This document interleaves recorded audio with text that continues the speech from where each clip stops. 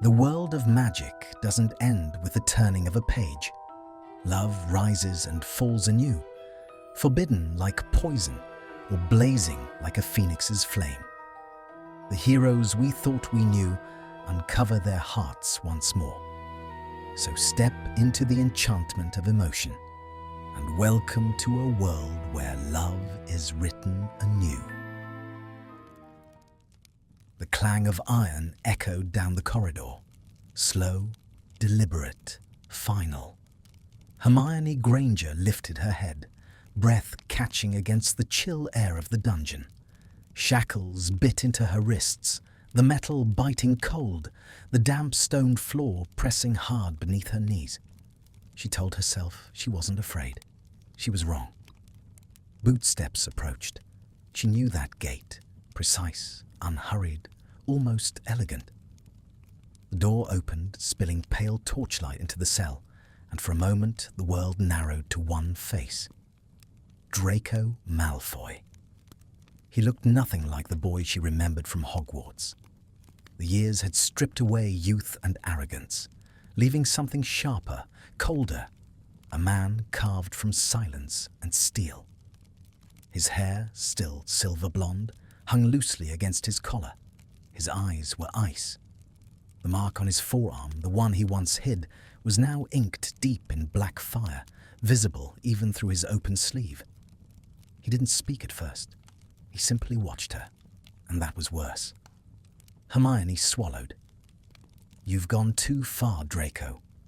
Her voice wavered, though she tried to keep it steady. His mouth twitched, not quite a smile. "Too far.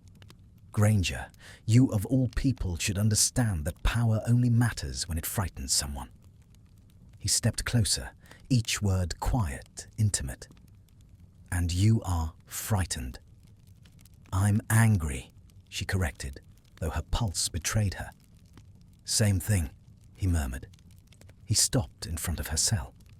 Between them lay only the bars, old, blackened, close enough that she could feel the heat of his breath.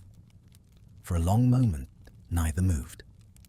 Hermione waited for mockery, threats, some proclamation of his new rule. Instead, he said softly, "You shouldn't have come here." "I didn't come," she said. "You took me." A ghost of amusement crossed his face. Semantics. He turned away, pacing once, twice. His cloak swept the ground like a shadow. "The others want you dead. They think killing the brightest witch would prove my strength." He looked back at her, expression unreadable. "I told them no." Hermione blinked. "Why?" Draco tilted his head slightly. "Because you interest me." Her heart stumbled. "Interest? Is that what you call it now? Studying prisoners?" He ignored the bite in her tone. "You spent years fighting for people who hated you. That takes a particular kind of madness." "And you spend your days ruling through fear," she shot back. "That takes none." Something flickered behind his calm facade. Irritation, maybe pain. He approached again, this time closer, until his hand brushed one of the bars. "Do you believe everyone who turns dark forgets how to feel?" His voice dropped, quiet as smoke. "Or do you prefer to think of us as monsters, so your world stays simple?" She hated that his words unsettled her. Hated that, for a fleeting second, she saw in him not a tyrant, but the boy who once couldn't kill, who trembled in front of Dumbledore. Hermione looked away. "I'm not here to psychoanalyze you." He smiled faintly. "Then why are you here, Granger?" Her silence told him everything. He already knew.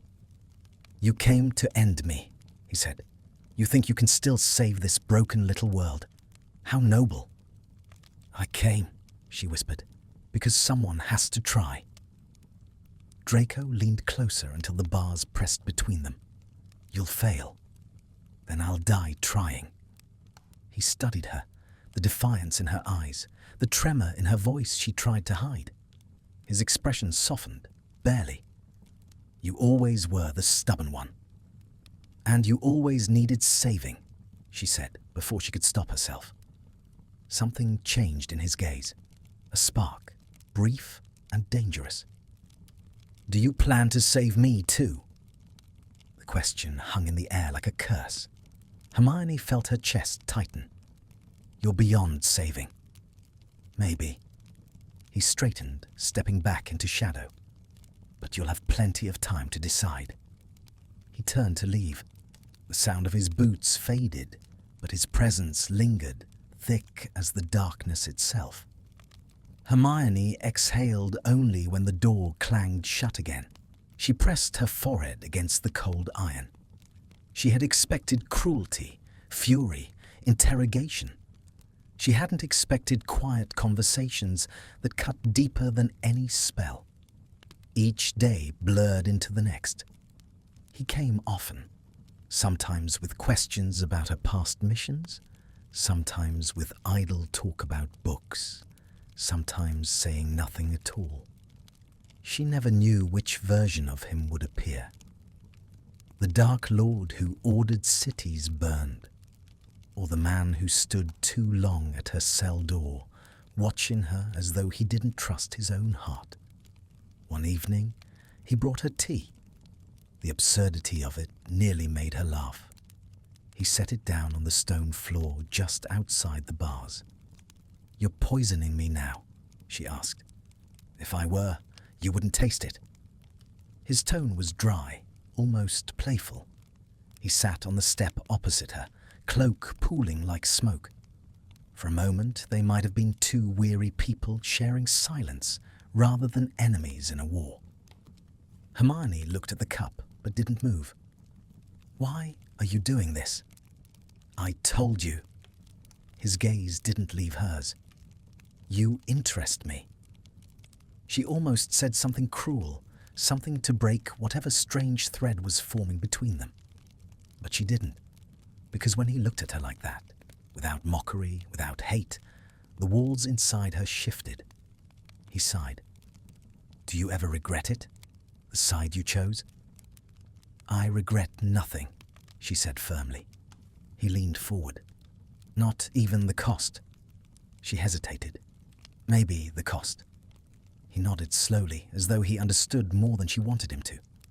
Then we're not so different. Don't say that, she whispered. You chose darkness. Maybe darkness chose me. The torches flickered. The cell felt smaller, closer. Hermione's breath quickened. She hated the warmth that stirred under her skin, the confusion she couldn't name.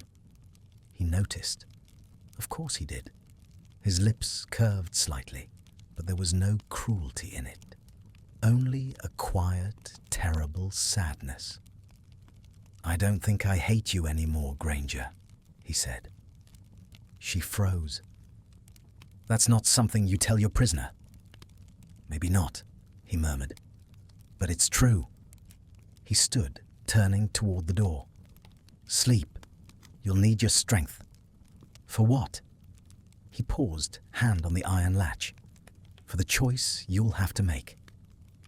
Then he was gone again, leaving only silence and the echo of his words. Hermione sat motionless, her heart pounding against her ribs. The world outside still burned. The war still raged. But here, in this cold cell, something impossible had begun to stir. Something dangerous. Something that would destroy them both if it ever grew. She closed her eyes. And when the next footsteps came days later, she didn't know whether to pray for them to stop or to reach for the sound. The torches outside Hermione's cell guttered and flared as if the fortress itself were breathing. For 3 days, Draco hadn't come. Each hour dragged like a chain, too quiet, too heavy. She told herself she didn't care. She told herself she was only waiting for a chance to escape. Lies had never tasted so bitter. When the door finally opened, she felt it before she saw him. That strange drop in her stomach, the way her pulse quickened despite the cold. He He stepped inside without a word, hair damp from rain, cloak streaked with mud. He looked almost human like that, tired, imperfect, not a legend whispered in fear.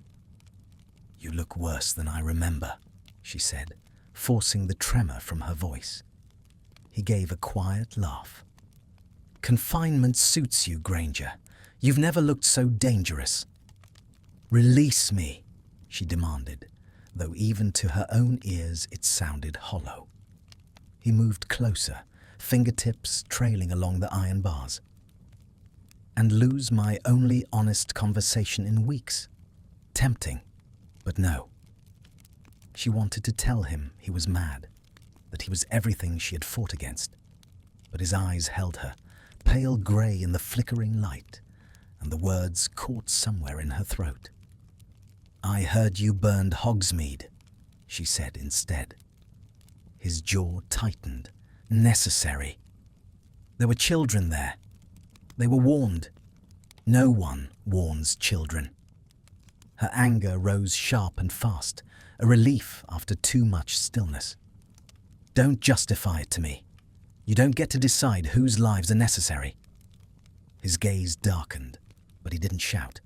Instead, he whispered, "And yet, somehow, everyone expects me to." The quiet that followed hurt more than fury. She watched him lower himself to the stone opposite her, sitting cross-legged, cloak spread around him like a shadow. "I didn't come here to argue," he said finally. "I came because I don't know what else to do with you." "That's comforting." He smiled faintly. "You misunderstand. I could kill you, of course.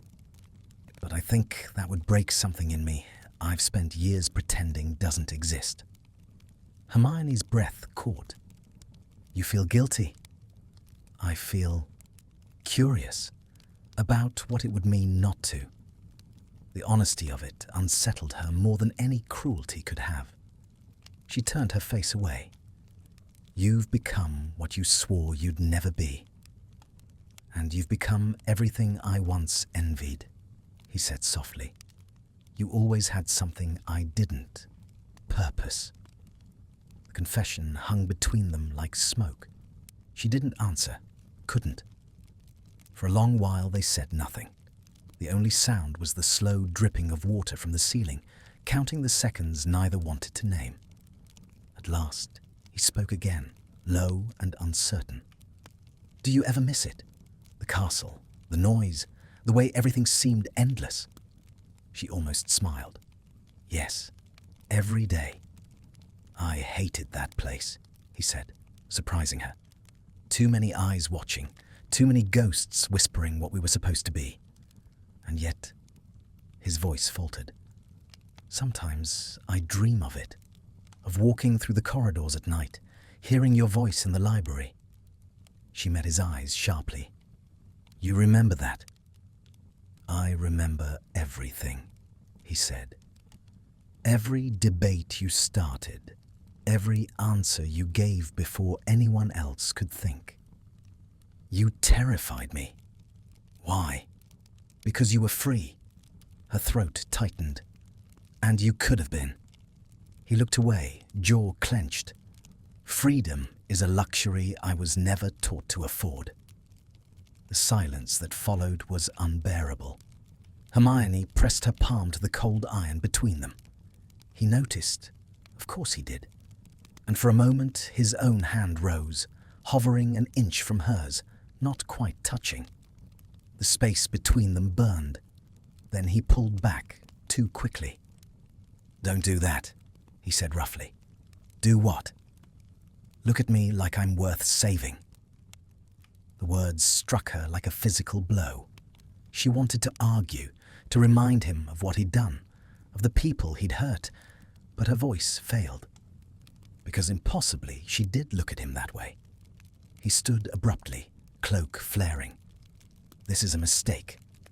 "Then stop coming here," she said, and hated how her voice trembled. He turned, eyes unreadable. "I've tried." He left before she could answer. The lock clanged shut. Hermione sank back against the wall, heartbeat hammering in her ears. She knew this wasn't how things were meant to go. She was supposed to resist, to despise him. But each conversation pulled her deeper into something she couldn't name. Days passed. The war outside raged.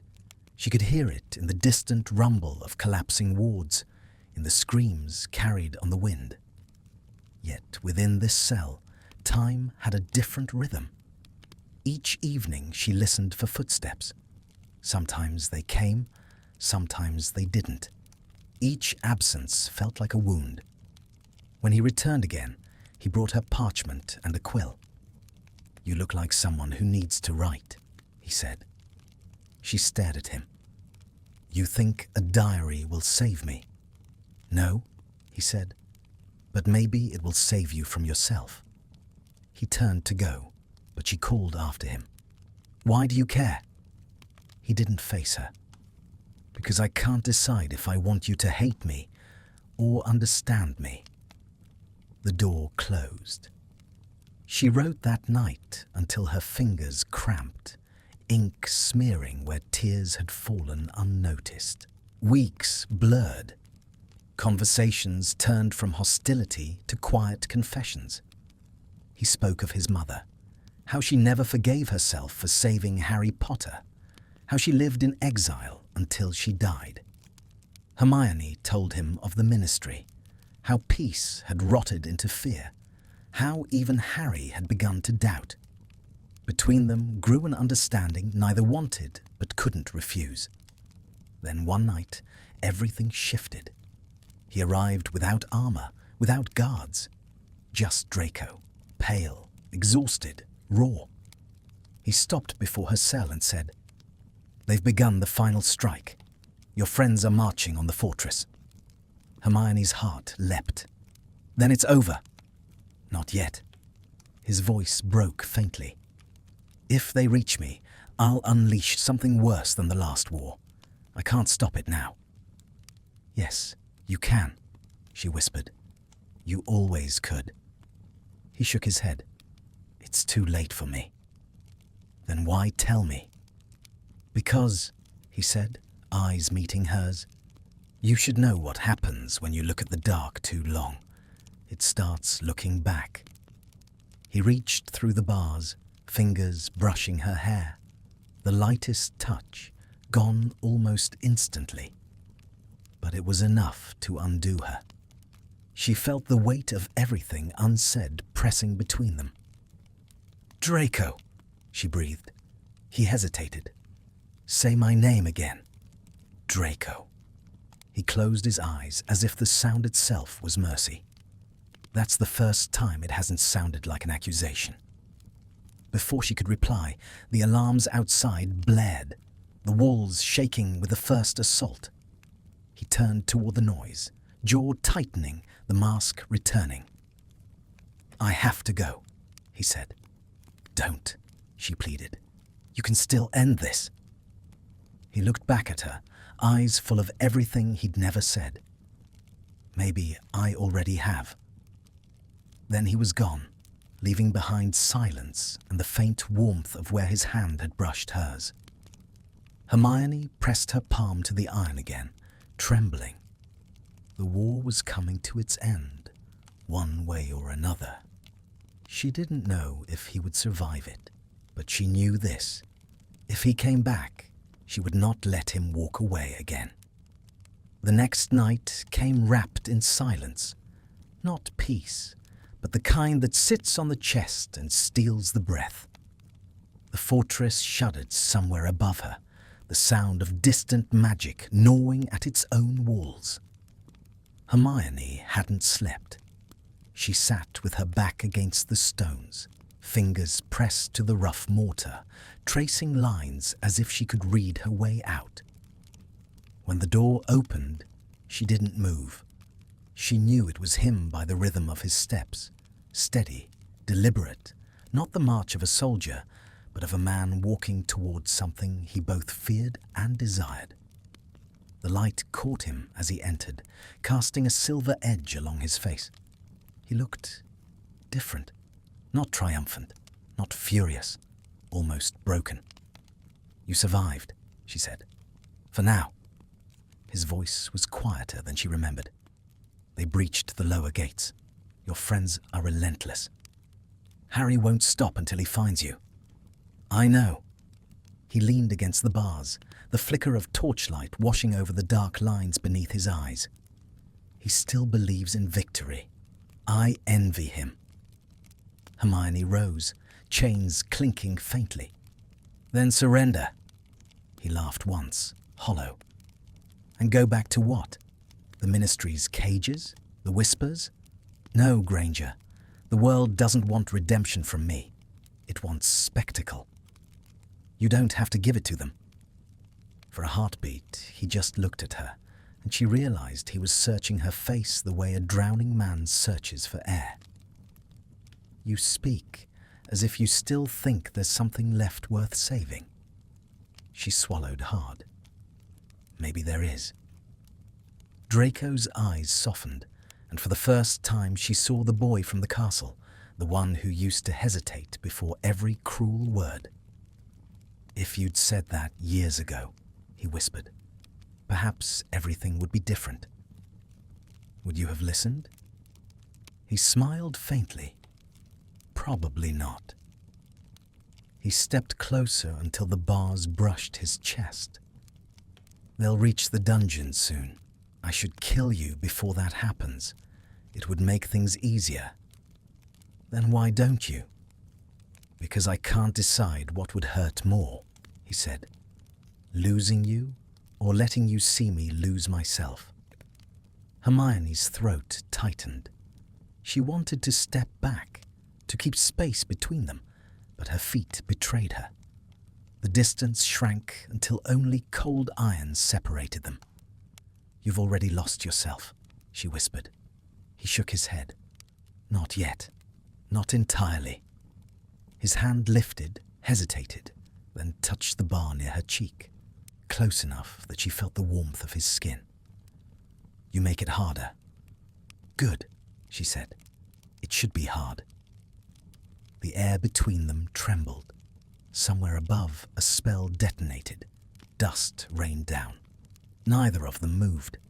His eyes were on her mouth, and she knew he was thinking the same thing she was, that one step, one choice, would end everything they understood. He broke the spell first, stepping back. "Tomorrow this place will fall. Whatever happens, I want you to know I didn't mean for it to be you." "What do you mean?" "You were supposed to be a symbol," he said. "The captured hero. The spark that keeps the resistance fighting while they burn. But you're not a symbol. You're..." He exhaled. "You're the only thing left in this world that feels real." Hermione's voice trembled. "Draco!" "Don't!" He cut in too sharply, then softer. "Don't say my name like that." "Like what?" "Like it matters." The silence between them was unbearable.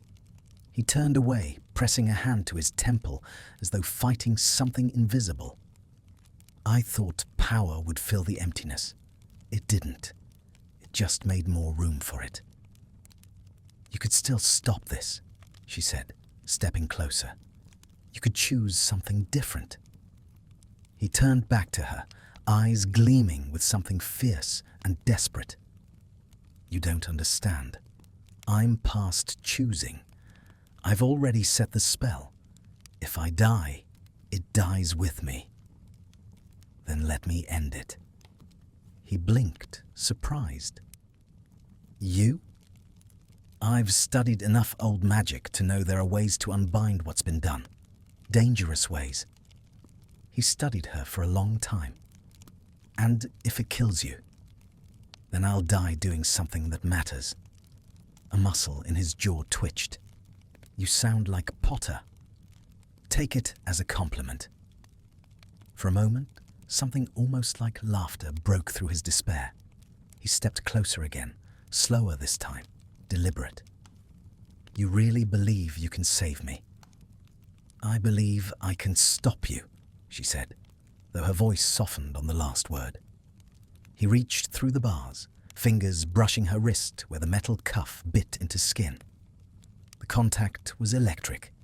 One heartbeat too long, one breath too deep. She didn't pull away. Maybe I don't want to be stopped, he murmured. Then why keep coming back here? She demanded. Why talk to me at all? He met her gaze, steady and raw. Because when I'm with you, I remember what it was like to be human. Hermione felt something fracture inside her, a dangerous sympathy, a heat she hadn't let herself feel in years. She whispered, "Then remember." The moment stretched thin as glass. He leaned closer, forehead nearly touching the iron between them. "If I let myself remember, I won't be able to finish what I started." "Then don't finish it," she said. "End it." He closed his eyes. "You think love is enough to fix the world?" "I think it's the only thing that ever has." His breath hitched. For a long time neither spoke. Then he drew back slowly, the mask settling over his features again. "You'll have your chance," he said. "Tomorrow night. When the wards fall, I'll come for you. Decide then what you believe." He turned to go, but she caught his wrist through the bars. "Draco." He stopped. "If you mean to die," she whispered, "don't do it alone." He looked down at her hand, pale against his. "I was never alone," he said quietly. "You were always there, even when I pretended you weren't." He pulled free and left, the echo of his footsteps fading into the distance. Hermione sank to the floor, heart pounding. Every rule she had lived by was breaking. Every truth was bending towards something she couldn't stop. Above, the fortress groaned under the assault. Magic hummed through the stones like blood through veins. She could feel it, the end approaching, heavy and inevitable. Yet somewhere deep inside, hope flickered, fragile and alive. When she finally slept, she dreamed of him. Not the Dark Lord draped in black, but the boy standing at the edge of a great hall, uncertain and alone, reaching out to her across a world that had already decided who they were supposed to be. And when she woke, the first light of dawn bleeding through the cracks in the walls, she knew. Whatever happened next would destroy them both, but she would not look away. The fortress was dying. Every wall seemed to groan beneath its own weight, dust drifting from the ceiling like tired snowfall. Somewhere above, the world was ending in fire and shouting.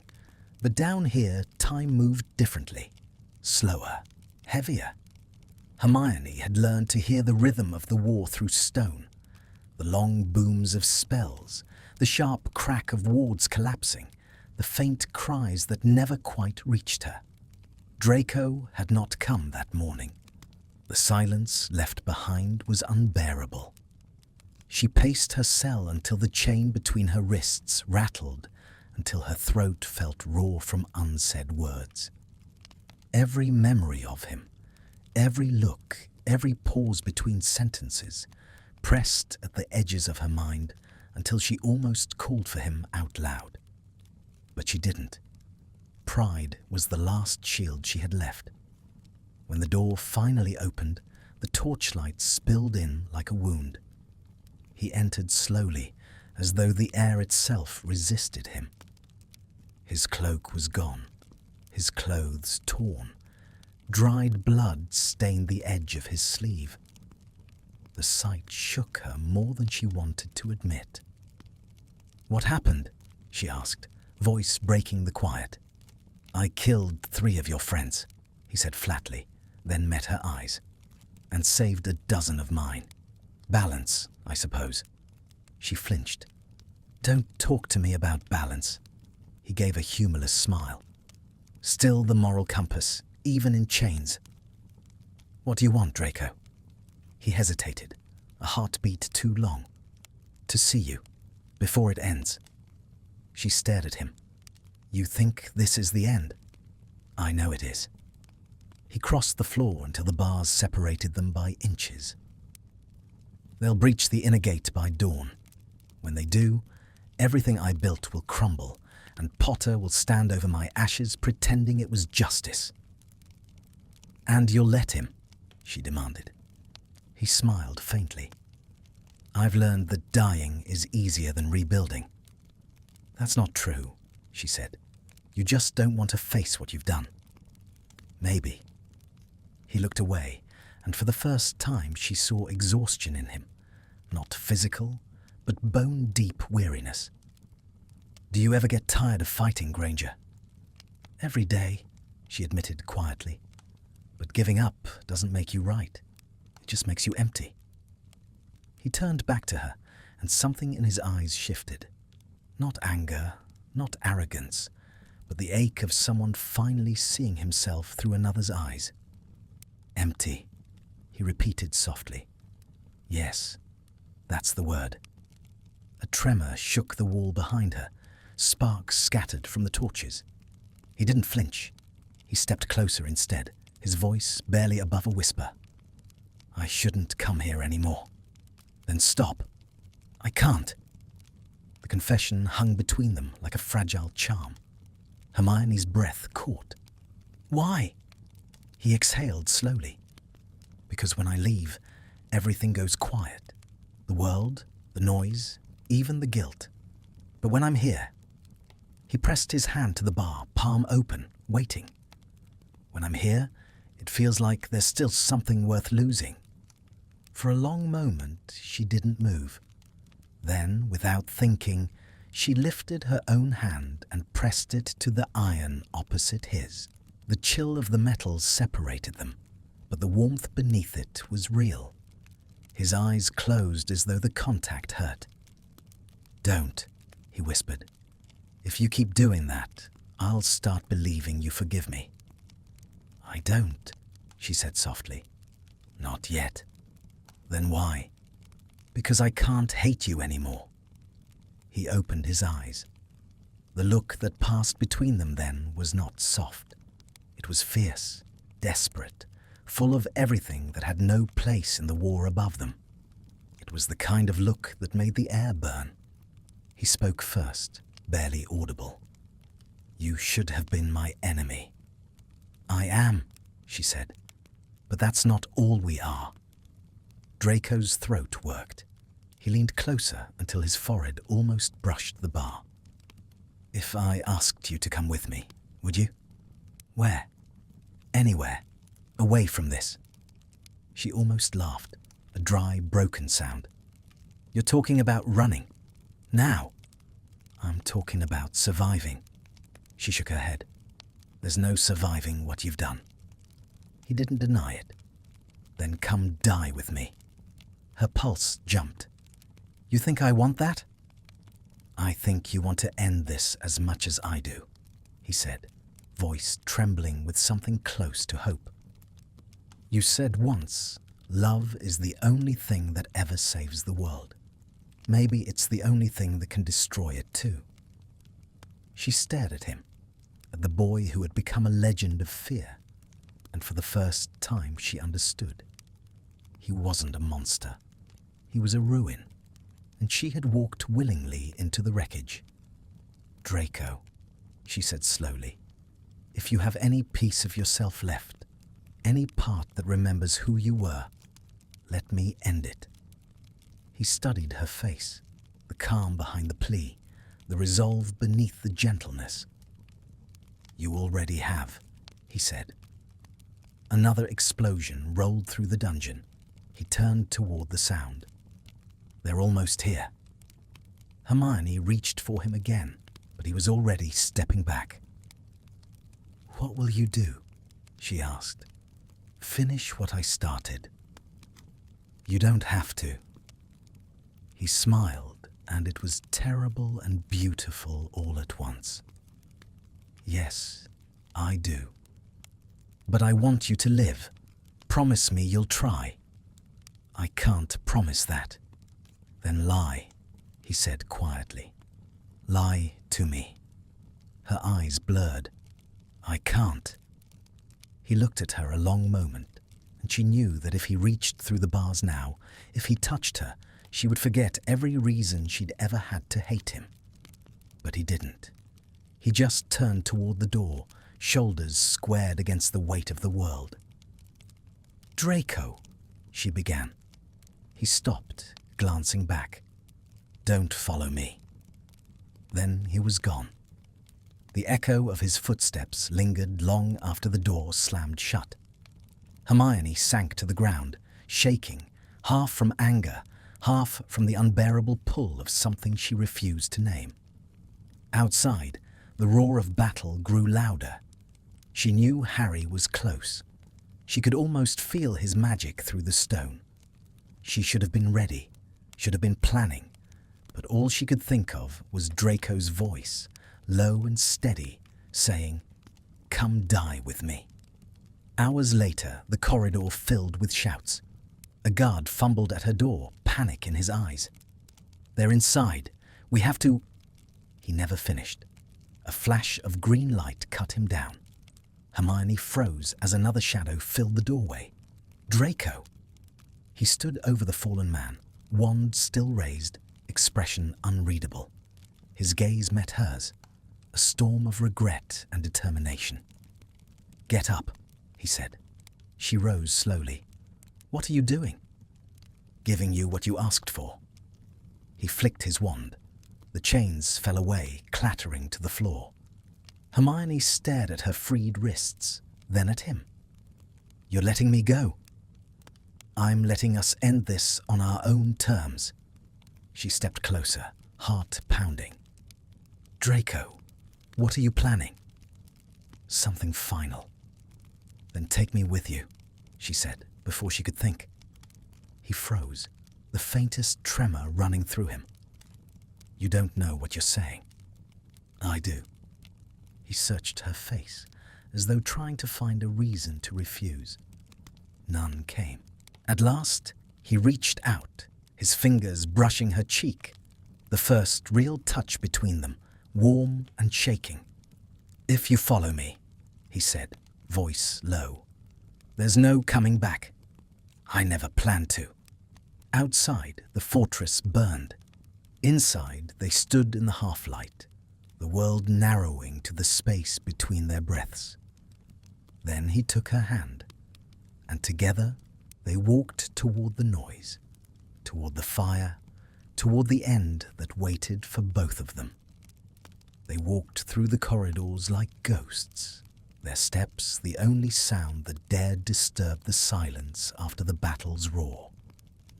The air shimmered with residual spells, streaks of green and gold flickering along the walls where curses had struck. Hermione's heart pounded in rhythm with every flash, each one a reminder that they were walking through the remains of something vast and dying. Draco's hand didn't leave hers. His grip was firm but not controlling. It was human, grounding. She didn't ask where he was leading her. She only knew that every turn brought them closer to the place where the war would end. At the top of the stairwell, they paused. A wind howled through a shattered archway, carrying the smell of ash and rain. Below them stretched the outer courtyard, what had once been the Dark Lord's sanctuary. Now it was chaos, spells colliding mid-air, aurors in tattered cloaks clashing with masked loyalists, the sky above them pulsing red with curses. Draco watched the carnage without flinching. His jaw was set, but his eyes betrayed him, that fragile shimmer of guilt she had begun to recognize.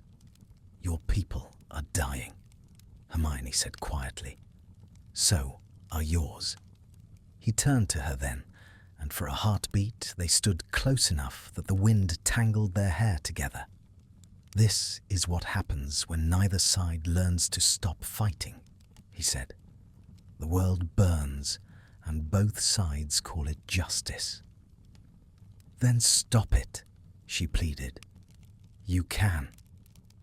He gave a small, bitter smile. You still think I have that kind of power? I know you do. She stepped closer, gripping his sleeve. You built this.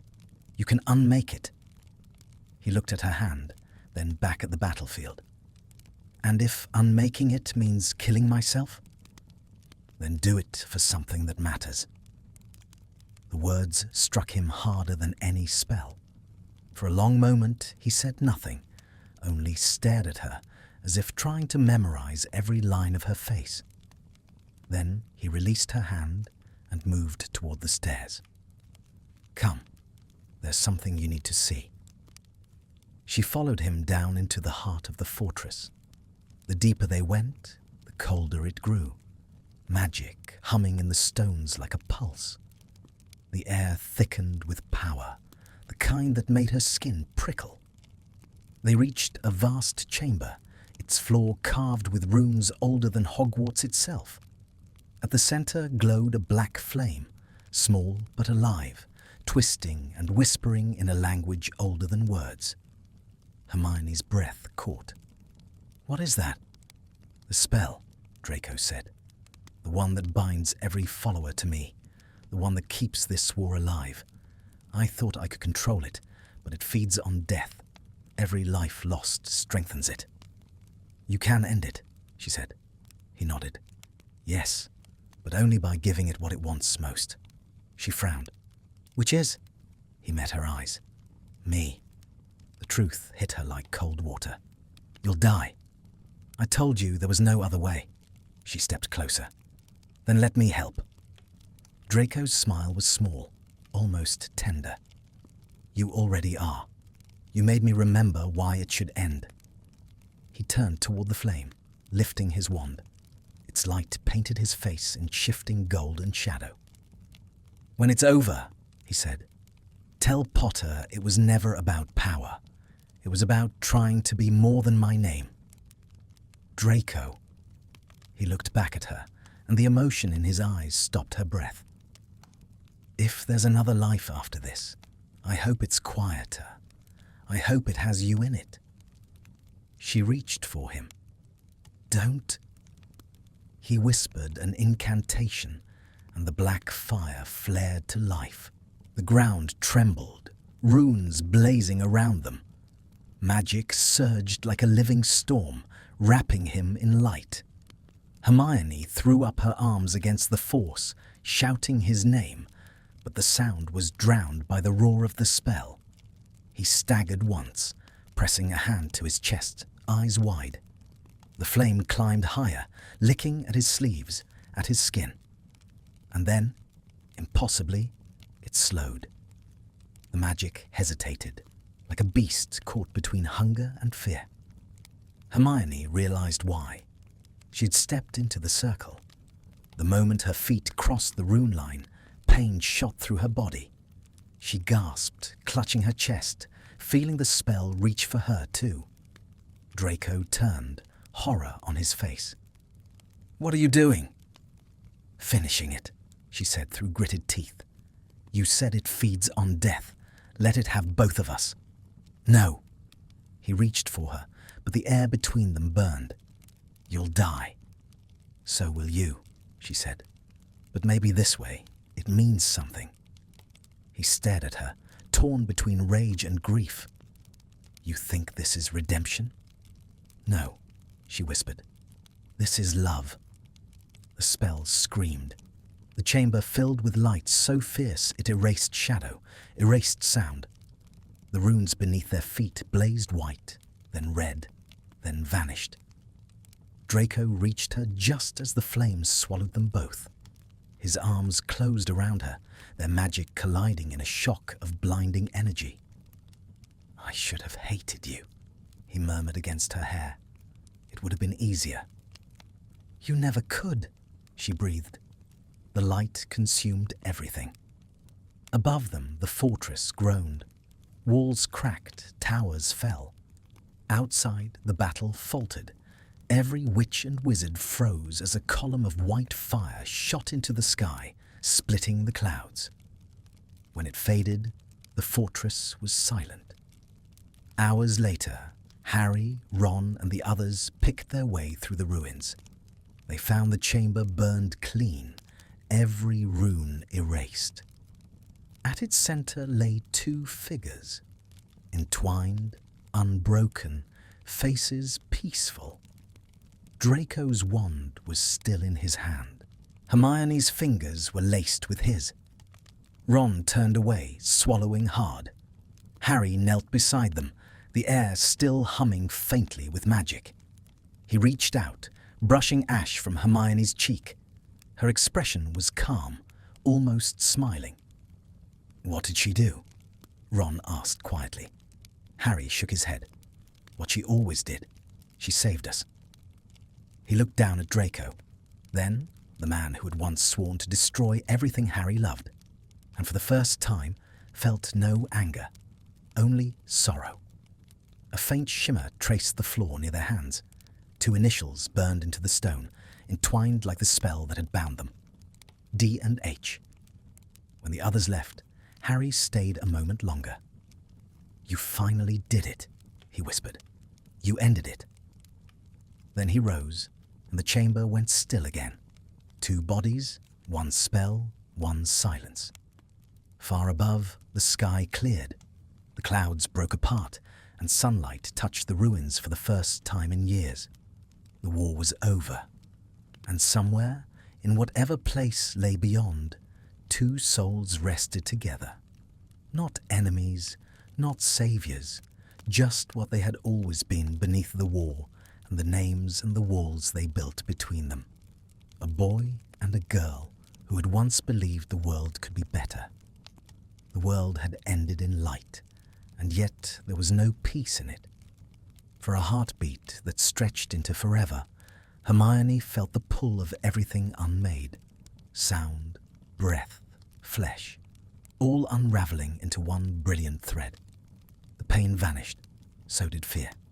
Only warmth remained, and the faintest whisper of his voice, close enough to touch. Then came silence.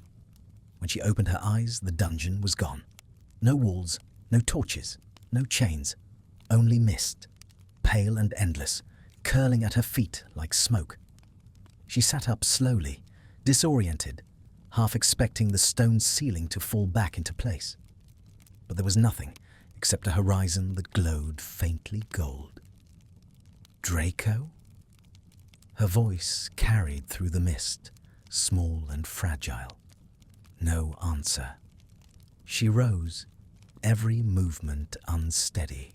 Her hands, unbound, unscarred, felt too light.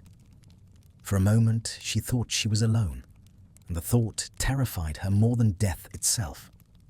Then she heard it, the echo of footsteps behind her. She turned. He was there. Draco stood a few paces away, as if he'd simply stepped out of shadow. No cloak, no wand, just him. Pale hair stirring in the unseen wind, eyes softer than she'd ever seen them.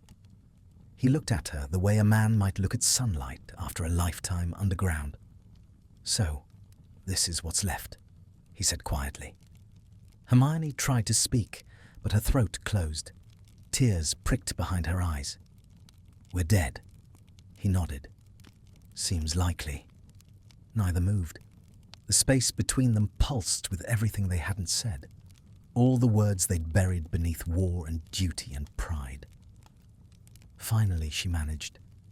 It worked. The spell stopped. It did. His gaze flicked downward, almost shy. "You shouldn't have followed me into it. You knew I would." A faint smile touched his mouth.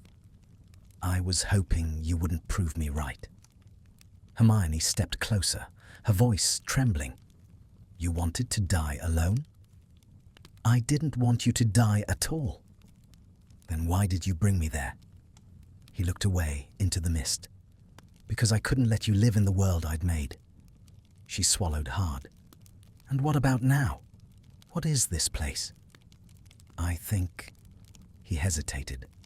"I think it's the in-between, the part the spells never touch." The mist swirled around them. It wasn't cold or warm, just weightless, the kind of air that carried memories instead of wind. Hermione glanced down and saw faint ripples forming where she stood, spreading outward like water disturbed by a heartbeat. Each shimmer showed flashes of the world below. Harry kneeling in the ruins, Ron turning away, the sunlight breaking through clouds. "They're safe," she whispered. "Yes." Draco's voice softened. "Because of you." She turned toward him. "Because of us." For a moment, he didn't answer. Then, slowly, he reached out his hand. She hesitated, then placed hers in his. His skin felt real, warm, solid, and that was somehow the cruelest part. "Does this mean we stay here?" she asked. "I don't know." He looked around, almost curious. "It doesn't feel like punishment." "It isn't heaven either," she murmured. "No. Maybe it's the place where people like us end up. The ones who can't decide if they deserve forgiveness." She squeezed his hand. "You do." Draco laughed under his breath. "You've always been terrible at lying." "Then maybe I'm right."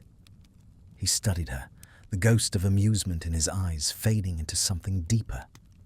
"You still believe in redemption?" "I have to," she said. "Otherwise, everything we did means nothing." The silence that followed wasn't empty. It was heavy with understanding, the kind that needed no words. He stepped closer until there was no mist between them. "You should know," he said softly. "I didn't plan to fall in love with you." Her breath caught. "Then why did you?" "Because you saw me when I didn't want to be seen." His thumb brushed over her knuckles, slow and hesitant. "You kept looking at me like there was still something worth saving, even when I tried to prove you wrong." Hermione felt her chest tighten. "And you think dying erases that?" "No," he said, "but maybe it finally makes it honest." She didn't know which of them moved first. One moment they were standing apart. The next, his forehead rested against hers, his breath trembling between them. There was no fear this time, no guilt, just the quiet certainty that, for once, the war couldn't take anything more. "I wanted to hate you," she whispered. "I know. I wanted to be right about you." He smiled faintly. "And I wasn't." He kissed her then, slow, unhurried, more like a promise than a confession. The mist brightened around them, gold bleeding into white. When they broke apart, the horizon seemed to shift. Shapes began to emerge from the fog. A distant shore, faint light rippling like dawn. "Do you see that?" she asked. He nodded. "Maybe that's where we're meant to go." She hesitated. "And if we cross it?" "Then we find out what comes next." For a long time they stood there, watching the light grow stronger. Hermione thought of everything left behind, the friends, the laughter, the quiet mornings at the burrow. But the ache didn't feel like loss anymore. It felt like release. Draco squeezed her hand. "You're not afraid." "I am," she admitted, "but not of this." He smiled, and it was the first true smile she'd ever seen on his face.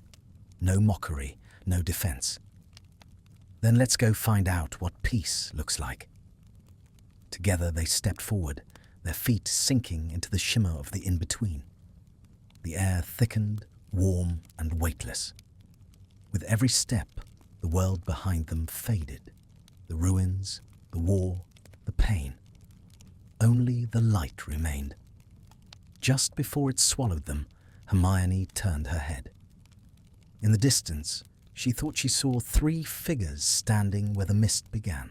Harry, Ron, and Ginny. Their faces lifted toward the brightness. They were smiling. She looked back at Draco. "They'll be all right." He nodded. They always were.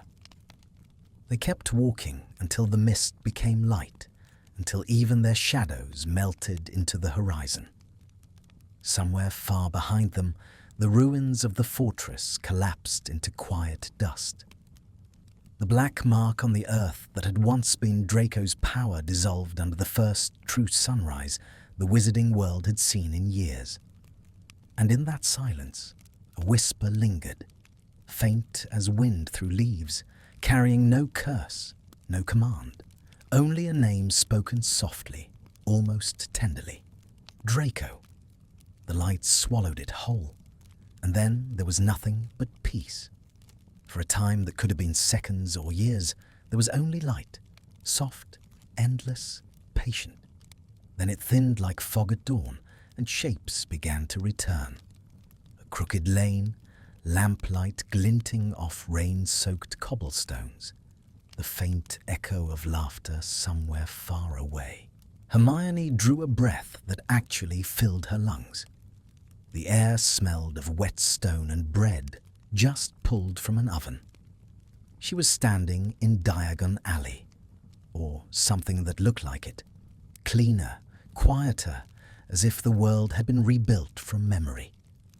Behind her, the mist had folded into itself. Ahead, the shop windows glowed with golden warmth, and at the end of the street, leaning against the sign for Flourish and Blots, was Draco Malfoy. He wore no black cloak, no insignia of power, just a white shirt, sleeves rolled, hair loose in the wind. He looked impossibly ordinary, and that was what undid her. "So, this is it?" she asked. "The afterlife looks suspiciously like a bookshop." He smiled, slow and disbelieving. "For you, maybe it had to be." She wanted to laugh, but her throat was too tight. "Are we alive?" He glanced around, considering. Something close enough. They began to walk, their footsteps echoing softly against the stones. Every door they passed opened for them, revealing rooms filled with flickers of their past, glimpses of a train platform, the Great Hall, a boy with a lightning scar waving from a distance. None of it felt heavy anymore. Memory had lost its teeth. Hermione stopped at one shop window.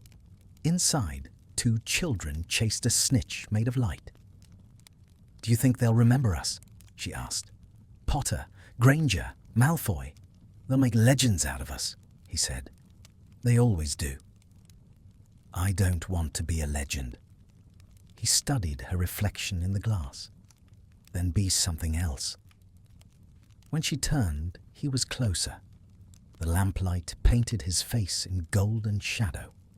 The space between them hummed with the same dangerous stillness that had once lived in a dungeon cell. "You said you didn't plan to love me," she whispered. "Would you take it back, if you could?" Draco shook his head. "I'd start sooner." She exhaled shakily, the last of her resistance slipping away. The world outside the window blurred, leaving only his eyes and the way they softened when he looked at her. What happens now? He glanced toward the far end of the street, where the light gathered again, forming an archway that seemed carved out of sunrise. "I think we walk through," he said. "Together this time." They took a few steps, but Hermione hesitated. "What if there's nothing on the other side?" "Then we'll build something," he said simply. "You've done it before." She smiled despite herself. "You make it sound easy." It never was. His hand brushed hers, not a command this time, but an invitation. But maybe it can be now. They reached the archway. Up close, the light pulsed like a living thing, warm, steady, expectant. She could feel its pull, gentle but certain, like the tide drawing them toward open sea. Before stepping through, she turned to him. "If we go, we don't come back." "I know. Are you ready? He considered that for a long moment, the way he once weighed every spell before casting it. I think I've been ready since the first time you said my name without hating me.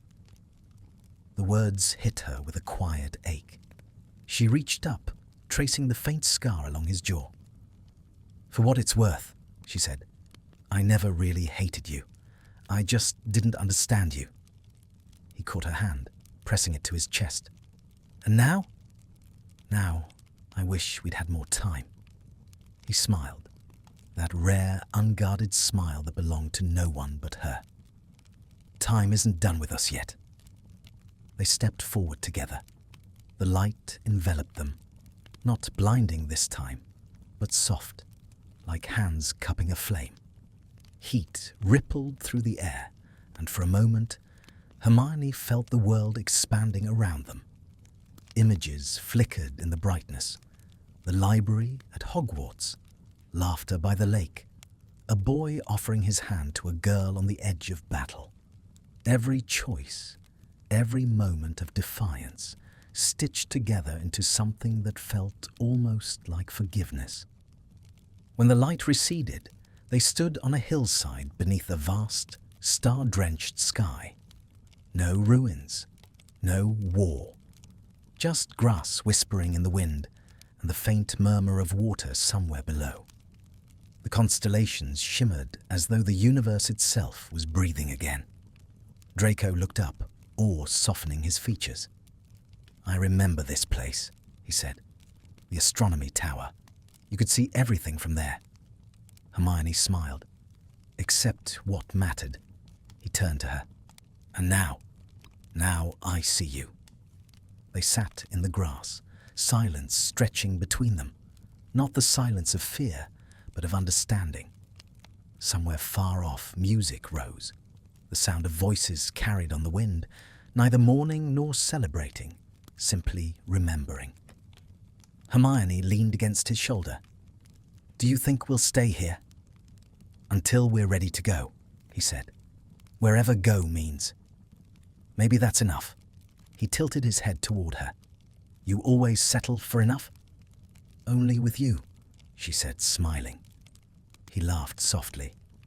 I'll try not to disappoint.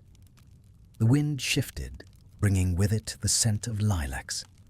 The stars above them pulsed brighter, aligning slowly until they formed the faint outline of a phoenix, its wings stretching across the heavens. Hermione pointed. Rebirth, she said. It's a sign. Draco watched the constellation blaze into silver. Then maybe the world below is healing too. They sat until the sky began to lighten, the stars fading into a pale gold dawn. Hermione felt the warmth on her face, the same warmth she had felt the moment before the spell had taken them. But this time, it didn't hurt. It simply was. Draco reached for her hand again. When the new world remembers us, he murmured, I hope they tell it right. How should they tell it? He considered. That we were two people who tried to end the cycle, that we failed the right way. Hermione looked at him, eyes shining. You think dying together is the right way? No, he said softly, loving each other anyway. The sun crested the horizon, spilling light across the hill, turning their shadows into one. And for the first time since she could remember, Hermione Granger felt no weight on her chest, no need to be brave. The war was truly over. She leaned closer, resting her forehead against his. Then let this be our after. Draco's reply was a whisper, barely louder than the wind. Always. And as the new sun climbed higher, the world below began again. Cities rebuilding, laughter returning, the story of a girl and a boy told in quiet tones around firelight. No one knew exactly what became of them, only that the day the fortress fell, the light that followed never faded. On the hillside beyond time, two figures stood watching the dawn, hand in hand, no longer bound by darkness or duty, only by the fragile, enduring truth that had remade them both. That even in the ruins, love had the final word. The hill stayed golden for what felt like days, though no sun moved in the sky.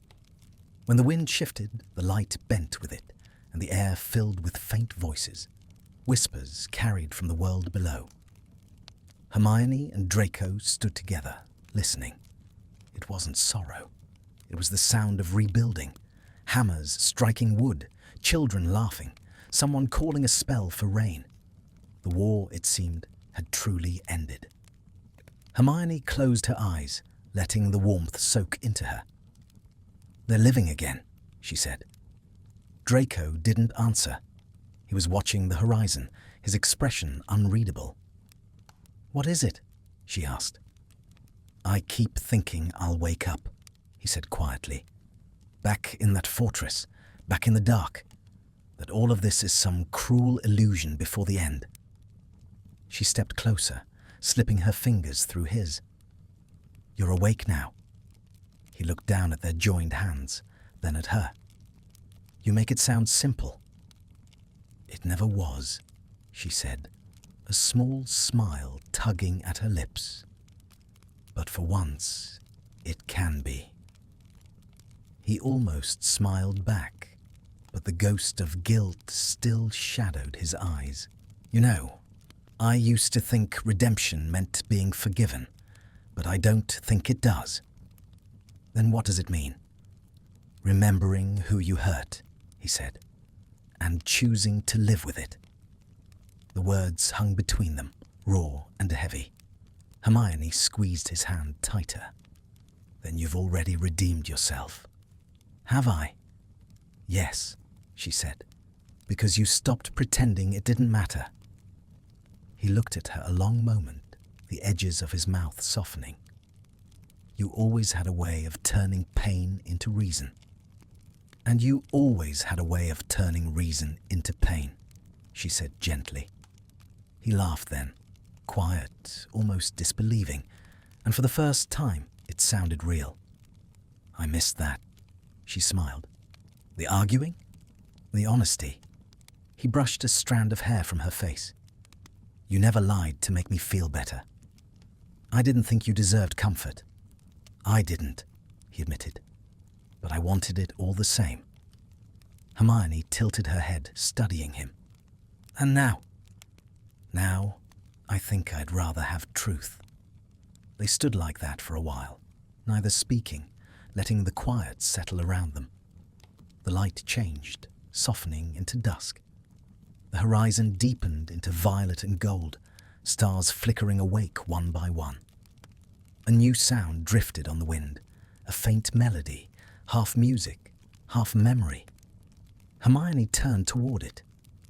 "Do you hear that?" Draco nodded. "It's coming from the lake." They followed the sound down the slope. The grass glowed underfoot, each step leaving faint impressions that faded behind them. When they reached the shore, the water stretched out like glass, perfectly still, reflecting the stars. In the middle of it floated a small boat made of light, tethered to nothing. Hermione frowned. "What is that?" "I think," Draco said slowly, "it's the way forward." She looked from the boat to him. "Do we have to?" He met her gaze. "Do you want to stay here forever?" "I don't know," she admitted. "It's peaceful, but it's not living." He smiled faintly. "You always wanted to fix things, even the afterlife." "Maybe it needs fixing," she said. He looked out at the boat. "Then let's see where it goes." They stepped onto the water. It held their weight like solid ground, rippling only slightly beneath their feet. The boat waited for them, glowing softly. When they climbed in, it began to move on its own, gliding toward the center of the lake. For a long time, neither spoke. The air smelled faintly of rain and lilies. The only sound was the soft lapping of water against the hull. Then Hermione said. Do you ever think about who we might have been if things were different?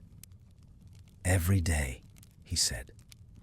I think about the library, the war that could have ended before it began, the boy who might have chosen you instead of a wand. Her throat tightened. Would you have? He looked at her, unflinching. Yes, but I wouldn't have been the man you could love. And now I might be, but we ran out of time. Hermione reached across the narrow space between them, taking his hand. Maybe time is giving us another chance. He gave a low, skeptical laugh. You really believe that? Yes, she said simply. Otherwise, this is just punishment disguised as mercy. The boat glided farther into the lake. Around them, the stars reflected in the water began to swirl, forming a spiral of light that drew them inward. Draco's grip tightened around hers. If this is another spell. It isn't, she said. It's choice. The spiral brightened and suddenly memories flooded the air like mist. Flashes of Hogwarts, the sound of the sorting hat, a snowy courtyard, a hand extended and refused.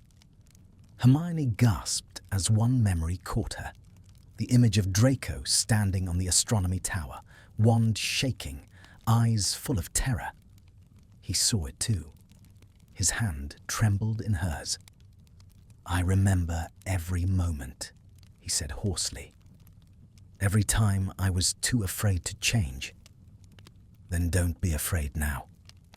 He looked at her, and she could see the war inside him, the need for absolution fighting the instinct to run. But this time, he didn't look away. He nodded once. Together? Always. They stepped out of the boat, straight into the spiral of light. It wasn't cold or hot, it was everything. The water folded upward around them, forming a column that lifted them higher and higher until the lake vanished below. As they rose, Hermione felt her heartbeat sinking with his, two rhythms merging into one. The memories followed them, every choice, every mistake, spinning faster until they blurred into pure color. At the peak of the light, everything stilled. The air was thin, humming with power. Draco turned to her, his voice barely a whisper. Whatever happens next. She stopped him with a hand on his cheek. It's already happening. The light flared again. For an instant, they were weightless, suspended in the breath between worlds. Then the spiral released them, and the lake returned, calm and perfect. The boat drifted to shore on its own. They were different. Hermione could feel it in the air, the way it seemed to pulse around them. Her hands glowed faintly, threads of magic swirling through her veins. Draco reached for her wrist, watching the light fade slowly beneath her skin. You see, she said, smiling softly. It wasn't an ending. He touched his own chest, where a faint glow lingered beneath the fabric. No, he said. It was a beginning. They stood in silence, the lake behind them, the horizon stretching wide and clear. For the first time in either of their lives or deaths, there was no battle to fight, no past to outrun, only the path ahead, waiting.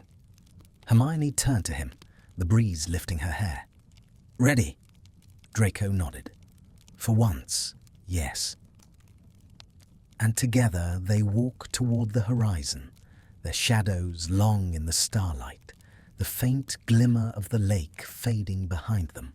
The voices of the world below drifted upward, stories retold, names remembered, peace beginning again. Neither of them looked back, because some loves aren't meant to return to the world that broke them. They're meant to build a new one heartbeat, one step, one whispered promise at a time. They walked until the horizon changed. At first, it was only a shimmer in the air, like heat rising from a road. Then it deepened into color, blue, soft, and real, and a breeze stirred the grass. Hermione smelled summer, earth after rain, crushed mint, the faint salt of the sea. They stopped on a cliff above a vast shoreline. Waves glittered below, each one folding into the next. The sound of them was slow and steady, like breathing. For a while, they said nothing. "It looks like Cornwall," Hermione said finally. Draco nodded. "My mother used to bring me there before everything went wrong. I thought I'd forgotten the smell of it." She watched him, seeing something change in his face. The hardness was gone, replaced by quiet recognition. "Maybe this place gives us what we need," she said.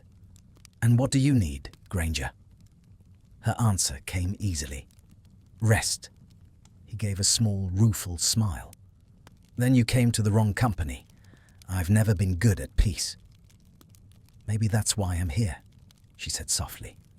"To remind you how."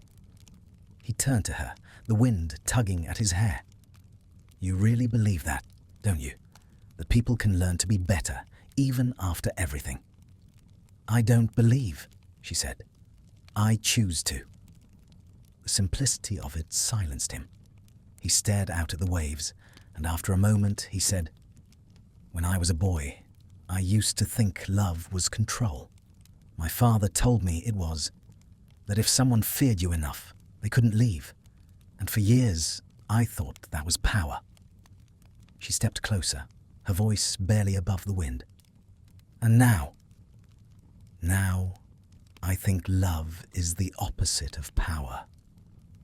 He looked at her, grey eyes softening. "It's surrender." The air between them trembled. She wanted to touch him, but didn't. Some boundaries deserved reverence. "Then surrender, Draco," she whispered. He let out a breath that almost sounded like laughter. "You make it sound easy."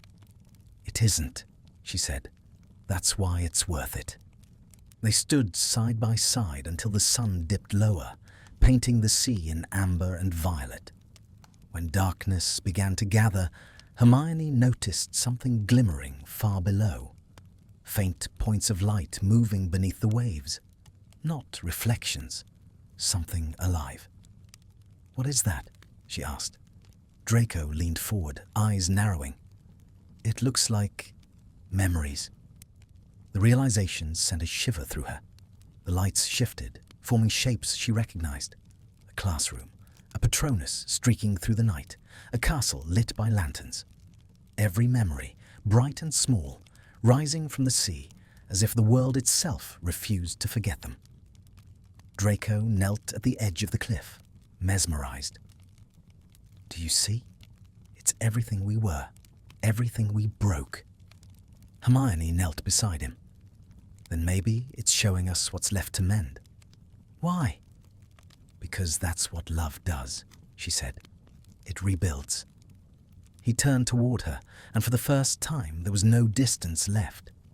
His fingers brushed hers, not out of hesitation this time, but with certainty. "You think we can fix a world that doesn't even belong to us anymore?" "Maybe not." She met his gaze. "But we can forgive it."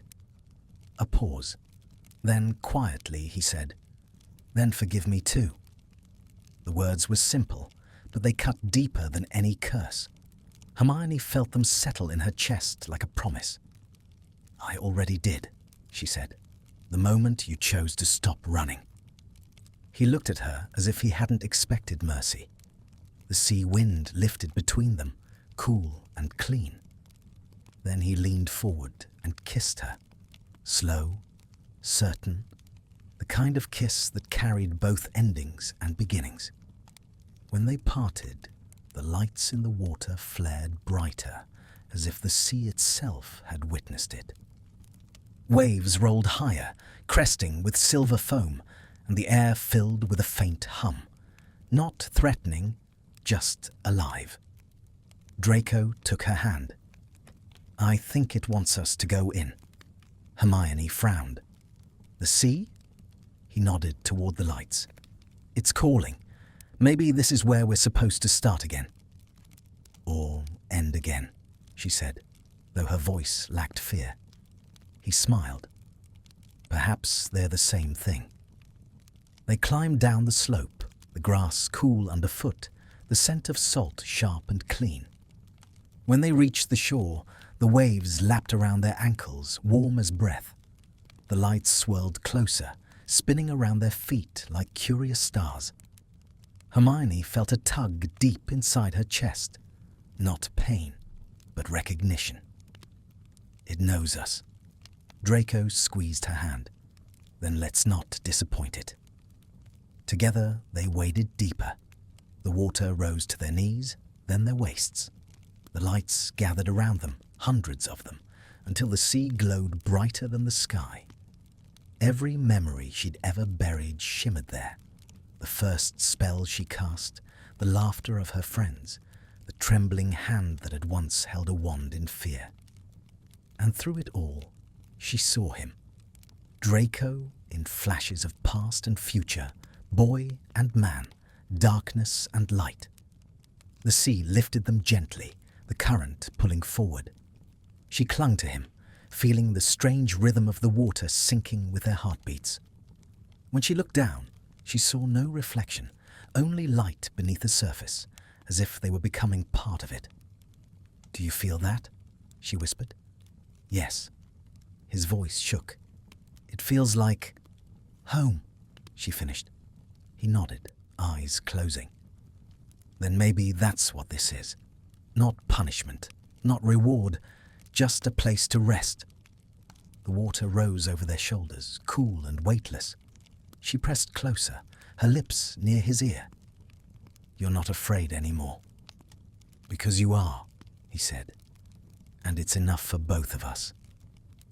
The sea folded over them, and everything went silent. Then, softly, the world shifted again. They were lying on the shore, waves retreating. The sky above was different, brighter, vast, full of new stars. Hermione sat up, dripping with starlight, her hair glowing faintly where the water touched it. Draco lay beside her, breathing slow and even. She smiled, brushing the sand from his sleeve. "Still alive?" He opened one eye. Or something like it. The sea was calm now, its lights scattered and fading, sinking back into depth. But Hermione felt something new inside her. Not grief, not longing, but quiet joy. "Look," Draco said. She followed his gaze. Far down the beach, two other figures walked hand in hand, silhouettes blurred by distance, glowing faintly gold. "Who are they?" she asked. Draco's lips curved. "Maybe us. Maybe what comes next." They watched until the figures disappeared into the horizon. Then he turned to her, brushing a thumb across her cheek. "Do you ever wonder if we'll be remembered?" Hermione thought of Harry's face, of laughter after loss, of stories told to children who hadn't yet learned what war meant. "I think they'll remember the light," she said. "Not how it began, but how it refused to fade." He smiled. "Then let that be enough." She leaned her head on his shoulder. "It already is." And as the new stars climbed higher, they sat in silence, two souls at the edge of everything, watching the tide breathe in and out, knowing that even here, love was still teaching them how to live. Morning came as if the world were exhaling after a long-held breath. The sea lay still, its surface shimmering like glass beneath a sky too blue to be real. Hermione woke first. For a moment, she thought she was back in some dream of youth, the smell of salt, the whisper of waves, until she turned and saw him beside her, half asleep, pale hair spread across the sand. She didn't speak. She just watched him, memorizing the impossible peace on his face.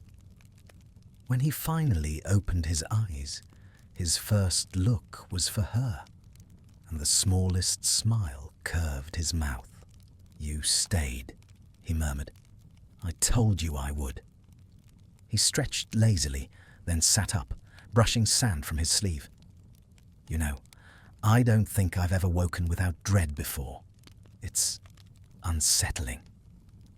You'll get used to it, she said, though she wasn't sure she would either. Peace had a weight of its own.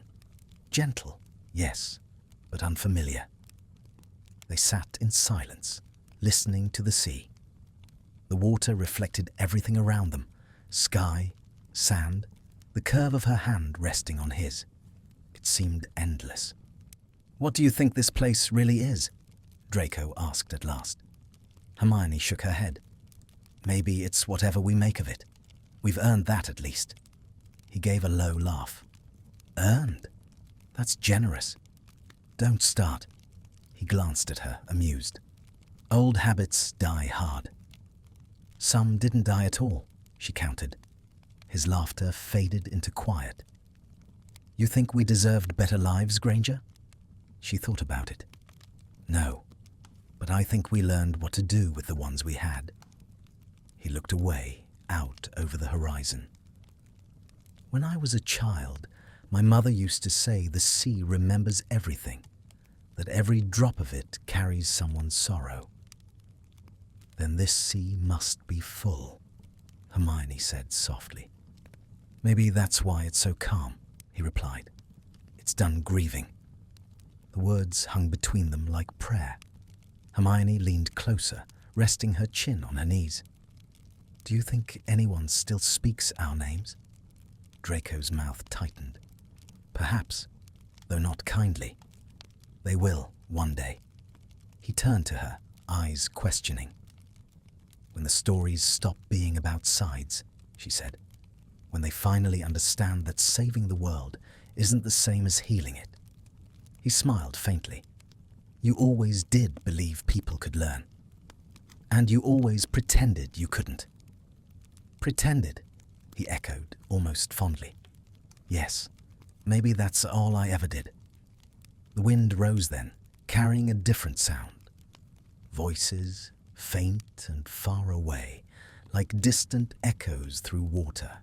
Hermione listened, realizing it wasn't the past, but the present. The living world still moving. Children laughing, doors creaking open, the rustle of parchment. Hope sounded quieter than she'd imagined. Draco tilted his head. "Do you hear that?"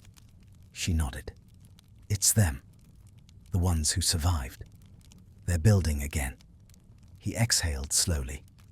"And they don't need us anymore." "No," she said, "but maybe they remember us."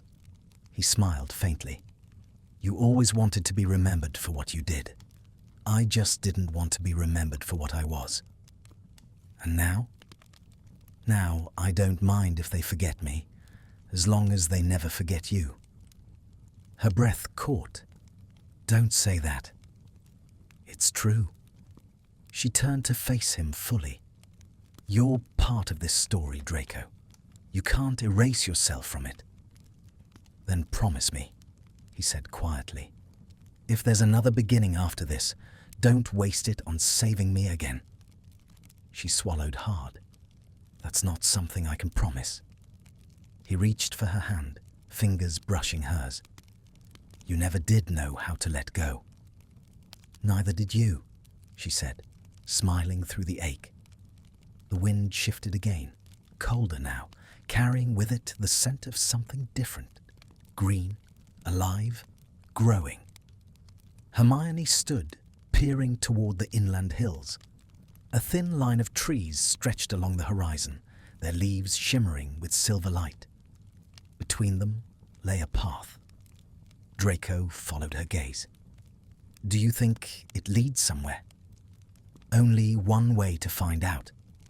They began to walk, the sand giving way to grass, the ground firm beneath their feet. The path wound upward through a valley of wildflowers. Each bloom glowed faintly, petals trailing sparks of light when brushed. The air hummed with magic so subtle it barely felt like magic at all. At the crest of the hill they stopped. Before them stretched a meadow, endless and quiet, the color of soft dawn. In the center stood a single tree, tall, silver-barked, its branches glittering with hundreds of floating lights. "It's beautiful," Hermione whispered. Draco nodded, his voice low. "I think it's waiting for us." They approached slowly.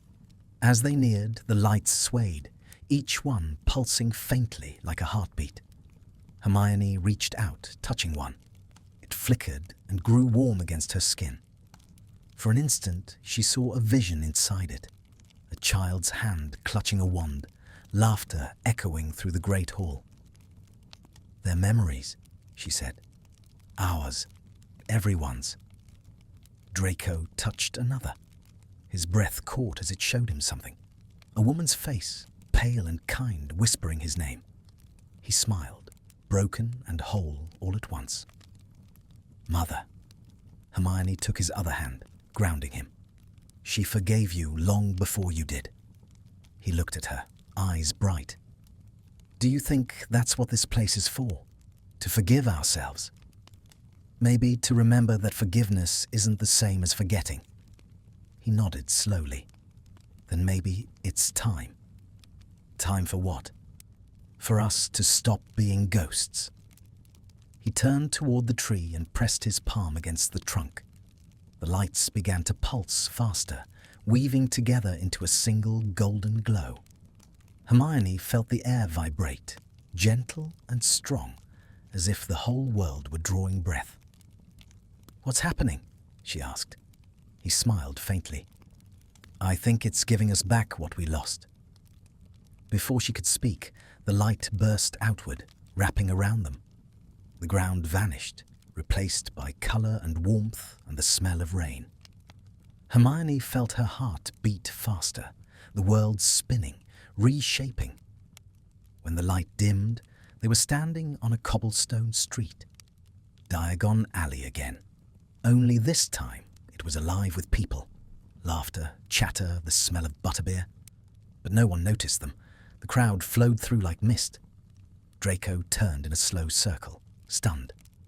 "It's them, the living." Hermione touched his arm. "No, it's memory, or maybe a promise."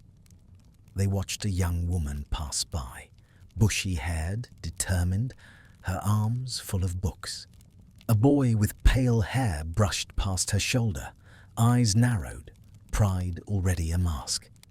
The two didn't even glance at each other. Hermione exhaled softly. That was us. Draco's gaze followed the younger version of himself disappearing into the crowd. "We could have changed everything," he said quietly. "You still can," she murmured. "Every story has echoes." He turned to her, eyes shining. "Then let's be the echo that matters." The vision shimmered, fading like mist in sunlight. The meadow returned, the tree still glowing softly. Hermione felt his hand find hers again, steady and sure. "I think," he said, "this is what peace feels like." She smiled. "It suits you." He gave a quiet laugh. "Don't tell anyone. I have a reputation to maintain." She leaned into him, her voice barely a whisper. "Not anymore." The lights in the tree dimmed one by one, drifting upward into the stars until only their glow remained. When the last light faded, the meadow was still, but not empty. Somewhere, far off, a new dawn began to rise. And for once, neither of them needed to move toward it. They simply stood together, the quiet of eternity around them, knowing they had already found what they'd spent their lives searching for. Not victory, not forgiveness, but the rare, impossible calm of being seen and loved exactly as they were. The new dawn rose quietly, as if it were shy of disturbing what it found. The meadow shimmered beneath it, each blade of grass tipped with dew that caught the light like tiny glass charms. Hermione sat beneath the silver tree, knees drawn close, the hem of her skirt damp with morning. The air felt different now, cleaner, sharper, threaded with something alive. Draco was standing a little way off, watching the horizon. He didn't speak for a long time, and she let him keep the silence. When he finally turned, the sunlight caught his hair, turning it almost white. "You know what it feels like," he said softly. "Like everything that was broken has stopped screaming." Hermione smiled faintly. "Maybe that's what healing sounds like." He came closer, settling beside her. The light dappled through the branches above them, falling across his face in pale stripes. "It's strange," he murmured, "not to want anything anymore." "You've always wanted something," she said. He shrugged, eyes following the drifting light. "Power, approval, escape. You spend your life chasing one thing, and when you finally stop running, you don't quite know what to do with stillness." Hermione tilted her head toward him. "You listen to it." He met her gaze, a wry smile forming. "I thought you'd say something like that." "It's the sort of thing you used to ignore," she replied, teasing gently. "Perhaps I just needed the right teacher." Their hands brushed where they rested on the grass. Neither of them moved away. A breeze rose through the meadow, stirring the silver leaves.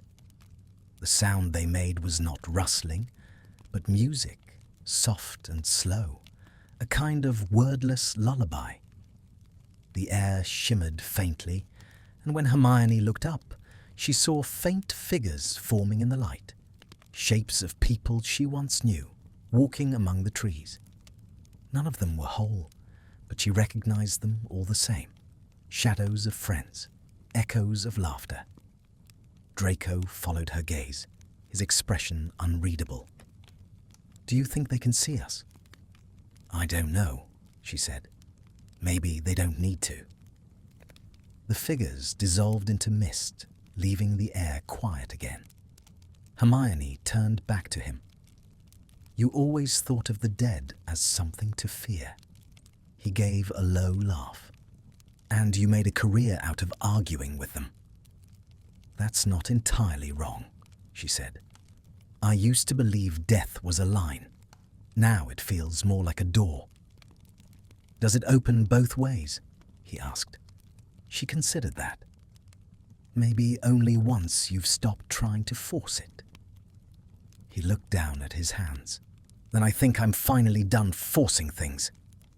Hermione smiled, and the quiet stretched between them, not heavy, but full. Somewhere far away, she heard the echo of a bell, deep and slow. The sound rippled across the meadow, brushing through her like a memory. Draco's head lifted. "That sound, it's calling something," she said. "Or someone." They rose together. The air thickened with light as they followed the sound. It came from beyond the hill, where a narrow path wound downward into a valley lined with white stones. Between the stones, water flowed, clear and shallow, winding like silver thread. At the valley's center stood an arch of marble, smooth as moonlight. The bell tolled once more, deep enough to stir the air. Hermione felt her pulse quicken. "It's another crossing." Draco's fingers brushed hers. "And we don't know where it leads." She met his eyes. "We never did." They stepped closer. As they did, the arch brightened, the marble turning translucent. Through it, she thought she saw movement, glimpses of another world. A child running through a garden, a man laughing, free of the darkness that once clung to him. The glow around the arch shifted, drawing them nearer. Draco hesitated. What if we step through and lose this?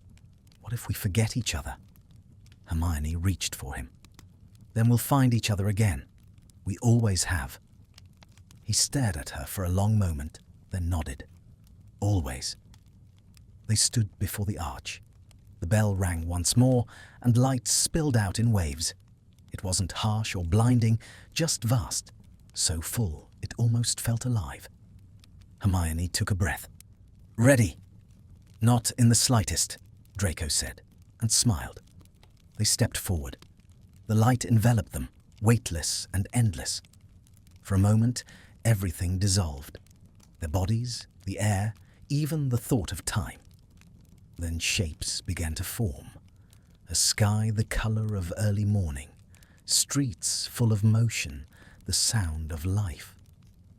They stood on the edge of a city, familiar yet changed.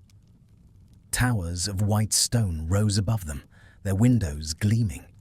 Wizards and witches moved through the streets, laughter carrying on the wind. Draco stared, eyes wide. "Is this the world?" Hermione whispered. "After us." He looked around, wonder softening every line of his face. "They rebuilt it." "They learned," she said. He turned to her. "From you. From us." They walked among the people, unseen. Children darted past, their robes bright with color. A group of students huddled outside a shop window, pointing at something. A new broom design, perhaps, or a book of spells. Hermione caught snippets of their talk.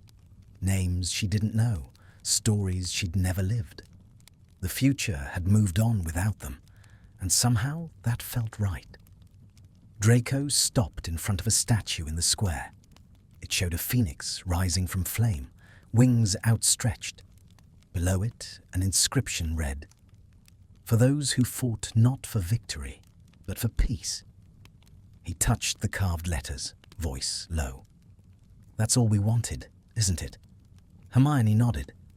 "And now they have it." He turned to her. "Then maybe this is goodbye." She shook her head. "Not goodbye, just change." He reached up, tracing her jaw with his thumb. "You always find the gentler word." "It's the right one." He smiled faintly, and for a moment they simply stood together, the city moving around them like a tide. The light shifted again, wrapping them in gold. Hermione felt the pull, not the heavy drag of death, but the soft current of something new. Draco looked toward the sky. "I think it's time." She nodded, her hand finding his. "Then let's not make the world wait." As they walked back toward the arch, the city faded into brightness. The sounds of laughter and life softened until they were little more than echoes. The air warmed, the light deepened, and the space around them opened into vast, endless calm. Hermione turned to him one last time. "Wherever we go next, I'll follow," he said. "Even if you shouldn't?" He smiled, especially then. And when they stepped through the final veil of light, the meadow closed behind them. But the world below stayed alive with stories, the kind told in whispers, in classrooms, in moments of quiet bravery. Somewhere, a child learning her first spell would feel a flicker of warmth and never know why. Somewhere, a boy who once believed in darkness would look toward the light and take one step closer to it. And somewhere beyond all of it, in a place where time no longer mattered, two souls walked hand in hand into whatever waited, unafraid at last to begin again. The light around them shifted again, warmer now, like a heartbeat beneath the skin of the world. It wasn't blinding anymore. It breathed. And as it breathed, a new landscape unfolded, slowly, reverently, like parchment unfurling beneath invisible hands. Hermione found herself standing on a bridge of glass, arching across a river of stars. The air was alive with quiet motion. Constellations drifted beneath her feet, currents of memory gleaming like silver fish. She turned in wonder. Draco stood at the far end of the bridge, his reflection rippling through the starlit water. "This isn't the world," she whispered. "No," he said. "It's what's between." Between what? She didn't ask. Life and death, maybe. Love and forgetting. The river below didn't care about names. It only shimmered, endless and patient, as though it had always waited for them. Draco stepped closer, his boots making no sound on the glass. "You feel it too, don't you? The pull." She nodded. "It feels like choosing." Between what? Between remembering and resting. He studied her face, as if trying to read which she would choose. "You've never been one for rest. And you've never been one for forgetting," she said gently. "Maybe that's why we're here." He smiled faintly, a touch of his old arrogance softened by time. "Do you think we could do it? Choose both?" "Maybe that's what love is," she said. "Remembering enough to go on, resting enough to forgive." They stood together in the middle of the bridge. The current of stars below began to shift. It was showing them something. Images that gleamed for only an instant before fading into the flow. Hermione saw Harry, older now, his hair streaked with grey, laughing with children who bore none of the world's old fears. She saw Ron, stubborn and loyal, standing beside him. And she saw a statue in the courtyard of the rebuilt school. 3 figures carved in marble, hands joined around a flame that never went out. Draco's breath caught. "They remembered you." "They remembered us," Hermione corrected. He looked at her sideways. "You really believe that?" She reached for his hand. "I stopped believing a long time ago. This," she gestured at the glowing river, "isn't belief, it's truth." The current shimmered again, forming something else. Hermione gasped when she saw it. A small library, shelves lined with books, sunlight streaming through tall windows.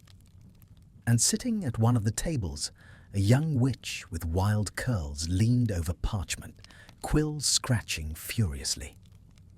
Across from her sat a boy with pale hair, pretending to read, but watching her instead. Draco frowned, confused. "That's us," Hermione breathed. "How it could have been." The scene shifted. The 2 of them older now, standing outside the same library, laughter echoing through the courtyard. No war, no blood, just the weightless joy of what might have been. When the vision dissolved, neither spoke for a long while. The river murmured softly beneath them. Draco was the first to break the silence. "Do you regret it, the way it happened?" Hermione looked at him, then shook her head. "No, because it brought us here." He nodded slowly.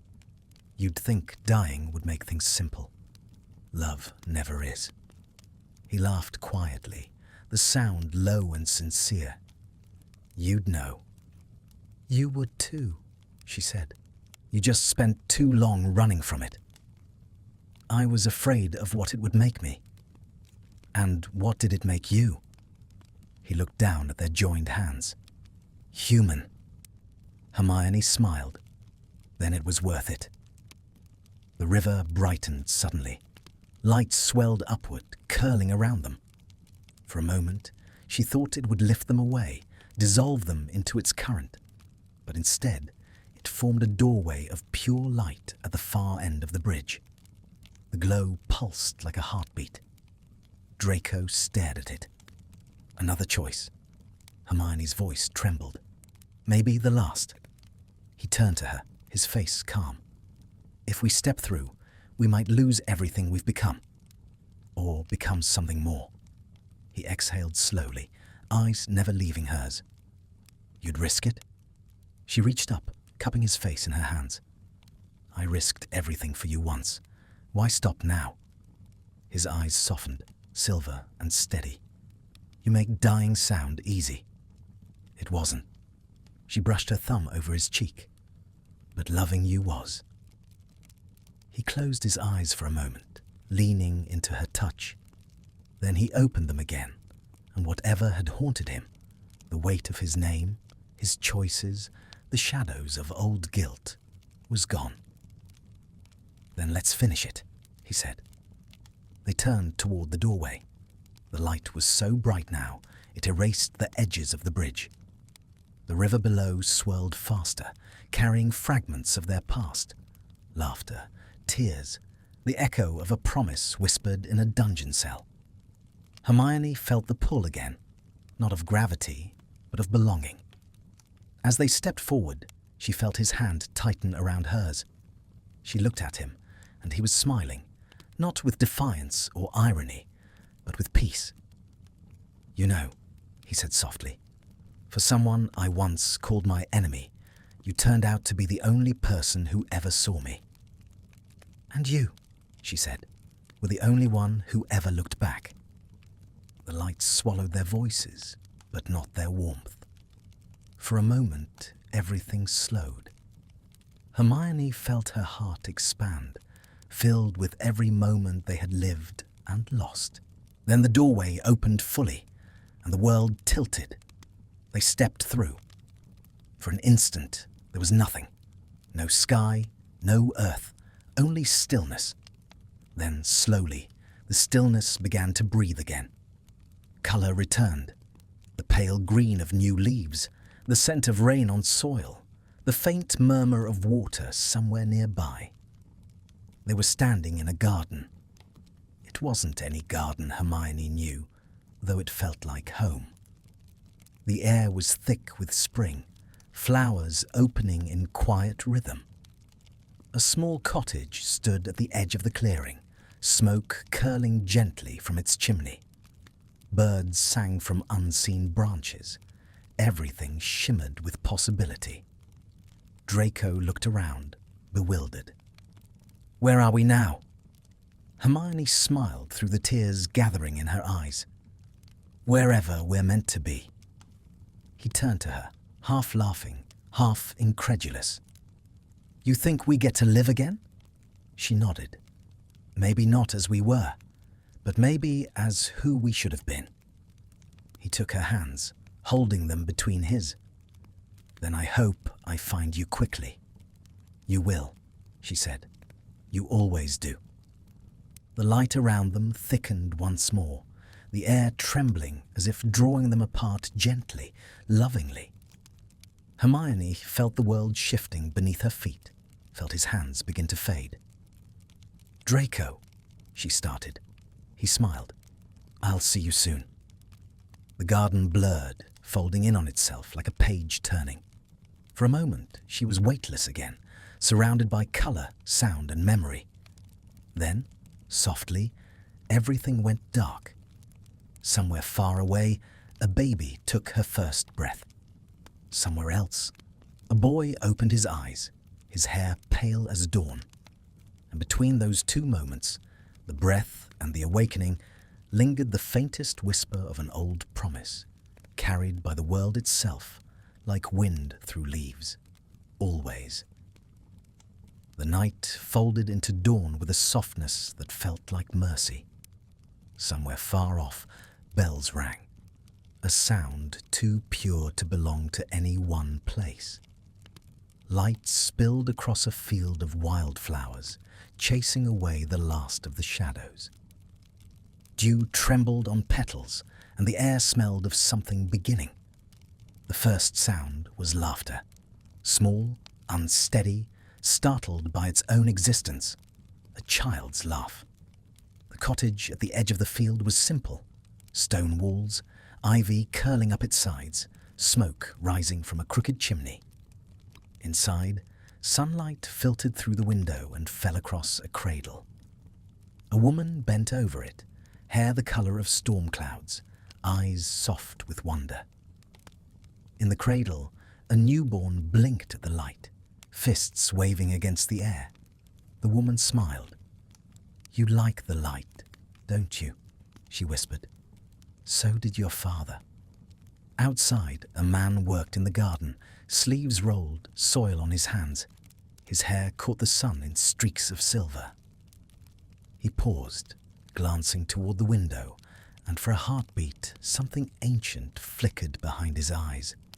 Recognition so deep, it seemed to hurt. He straightened, as if expecting to see someone he knew standing there. But there was only the wind, carrying the scent of lilacs. He turned back to his work, unaware that a whisper followed him through the air, soft as breath. Always. Time moved differently here. Days unfolded like pages, the world learning itself again. The man and woman raised their child with laughter and stories, never quite knowing why certain names felt heavy with meaning, or why the stars above their homes seemed to form familiar shapes. Sometimes, when the wind swept across the field, the man would pause and look toward the horizon, heart aching with a longing he couldn't name. And elsewhere, across the sea, in a town full of winding streets, a girl was growing up with a mind too sharp for her years and eyes that caught every color of light. She read everything she could find, chased every question to its edge. Her parents called her curious, but what she was felt older than that, like memory dressed as wonder. On nights when she couldn't sleep, she'd dream of another place, a silver tree, a river made of stars, and a boy who waited for her at the bridge, smiling like he'd known her forever. When she woke, her chest ached with something she didn't have words for. She told no one. Some dreams were too real to share. Years passed. The seasons turned like clockwork. The world healed quietly. Magic was still whispered in corridors and classrooms, but it no longer hid behind fear. The war was spoken of only in fragments now, stories softened by time. The names Potter, Weasley, Granger, once carved into the bones of history, became myths for a gentler age. And yet, on rare nights when the stars were especially bright, those who walked alone could sometimes feel a pulse in the air, as if the sky itself remembered. The constellations would shimmer, rearranging for a moment into a phoenix. Its wings spread wide across the heavens before fading into ordinary light again. No one could explain it. No one tried. In the little village by the sea, the man and woman grew older. Their child became a young witch with a gift for words, one who filled pages with stories that came to her in dreams. She'd wake sometimes with a name on her lips, though it belonged to no one she knew. Hermione. It felt like a memory, not her own. One summer evening, as the tide rolled in, she sat on the sand with her notebook, scribbling as the sun dropped toward the horizon. The sea glowed with the same molten gold that once filled another world entirely. Her father called from the garden, laughter in his voice. She looked up and waved, smiling. For an instant, as he lifted his hand in return, she saw him differently. The way the light caught his eyes, silver and calm, the shadow of a scar she'd never noticed before. Something in her chest stirred, a recognition so fierce it stole her breath. But before she could speak, the wind carried his voice to her. "Dinner, love. Don't let the waves steal you away." And the spell, if that's what it was, broke. She laughed, closing her notebook, and ran up the beach. That night, after the candles were out and the house had gone still, the wind rose again. It slipped through the open window, rustling the pages of her notebook until one turned on its own. There, written in her neat handwriting, were words she didn't remember writing. The bridge of stars. The river remembers. Two souls found each other once, and every world since has kept their echo. She frowned, but the warmth that filled her chest was too gentle to question. She left the book open on her desk and fell asleep to the rhythm of the sea. Far above, the stars shifted once more, and in the faint shimmer of light over the water, two figures appeared, briefly, barely there. A man and a woman, hand in hand, watching the world they'd remade. Draco looked at her. The familiar smirk softened into awe. "You see, we started something that lasted." Hermione's eyes glowed like the starlit river they'd crossed long ago. "Not something," she said. "Someone." Below them, their echoes walked the earth, unknowing but alive. Draco's hand found hers. Then maybe this is what forever really means. She leaned against him, eyes never leaving the sea. "Not eternity," she murmured. "Continuation." They stood until dawn washed the stars away. The last of the night breeze carried their laughter across the waves, and then even that faded. The field, the sea, the cottage, all returned to silence, save for the steady rhythm of the tide. But every time a wave broke against the shore, a faint whisper lingered in the foam. Two voices tangled together, indistinguishable, inseparable. Love isn't comfort. Love is memory that refuses to die. And though the world went on forgetting, the ocean remembered. It remembered the girl who believed in redemption and the boy who finally found it. It remembered their promise. It remembered always. Long after the last star disappeared, the sea still shone with a trace of silver light, just enough to guide two souls, waiting somewhere beyond time toward each other once more.